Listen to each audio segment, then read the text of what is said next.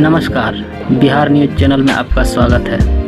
घुमा फिरा के ना बोलते हुए सीधे चलते हैं समाचार की ओर। रोज समाचार देखने के लिए चैनल को सब्सक्राइब करें। सपने नहीं हकीकत बुनते हैं, सपने नहीं हकीकत बुनते हैं, तभी तो सब मोदी को चुनते हैं। एनडीए नेता की फोटो शेयर कर बीजेपी। एनडीए की बुधवार को हुई बैठक में नरेंद्र मोदी को सर्वसम्मति से गठबंधन का नेता चुने जाने के बाद बीजेपी ने विक्ट्री साइन दिखा रहे एनडीए नेता की तस्वीर ट्वीट कर लिखा है, सपने नहीं हकीकत बुनते हैं, तभी तो सब मोदी को चुनते हैं। तस्वीर में टीडीपी प्रमुख चंद्रबाबू नायडू निवर्तमान पीएम मोदी के बगल में खड़े दिख रहे हैं। पिछले 75 वर्षों में मुस्लिमों को सबसे ज़्यादा लाभ पीएम मोदी ने दिया। बिजनेसमैन पई इन्फोसिस के पूर्व सीएफओ टीवी मोहनदास पई ने कहा है कि प्रधानमंत्री नरेंद्र मोदी निवर्तमान ने अपने 10 वर्षों के कार्यकाल में मुसलमानों को छात्रवृत्ति समेत सबसे ज़्यादा लाभ दिए हैं।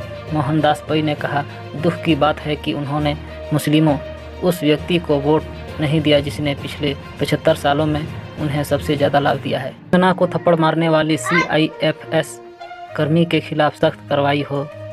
NCW राष्ट्रीय महिला आयोग NCW की प्रमुख रेखा शर्मा ने चंडीगढ़ एयरपोर्ट पर एक्ट्रेस कंगना रनौत को थप्पड़ मारने वाली केंद्रीय औद्योगिक सुरक्षा बल CISF की महिला कर्मी के खिलाफ सख्त कार्रवाई की मांग की है। उन्होंने कहा, यह बेहद गंभीर मामला है क्योंकि एयरपोर्ट की सुरक्षा के लिए जिम्मेदार लोग ही नियमों की ध्वजियां उड़ा रहे हैं। भारत में नई सरकार के गठन की प्रतिक्रिया। लोकसभा कार्यकाल खत्म होने से पहले अगली लोकसभा के गठन के लिए चुनाव की घोषणा होती है। चुनावी नतीजों के बाद प्रधानमंत्री इस्तीफा देते हैं और अगली सरकार बनने तक कार्यवाह प्रधानमंत्री बने रहते हैं।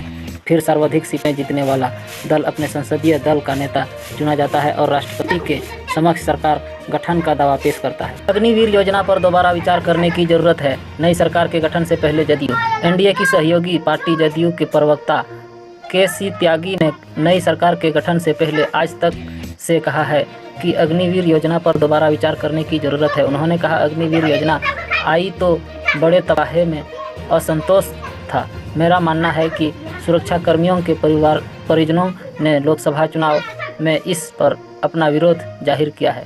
नरेंद्र मोदी को चुना गया एनडीए संसदीय दल का नेता तीसरी बार बनेंगे प्रधानमंत्री। एनडीए के संसदीय दल ने शुक्रवार को नरेंद्र मोदी को अपना नेता चुन लिया। बीजेपी नेता राजनाथ सिंह के उनके नाम का प्रस्ताव रखा गया था, जिसका नीतीश कुमार, चंद्रबाबू नायडू, HD कुमारस्वामी, चिराग पासवान समेत अन्य नेताओं ने समर्थन किए। एनडीए अब राष्ट्रपति के समक्ष सरकार गठन का दावा पेश करेगी और नरेंद्र मोदी तीसरी बार भारत के प्रधानमंत्री बनेंगे। सबको अमित शाह वाला गृह मंत्रालय ही क्यों चाहिए? बीजेपी को अकेले बहुमत न मिलने की वजह से अब वह अपने गठबंधन सहयोगियों के दबाव में आ गई है।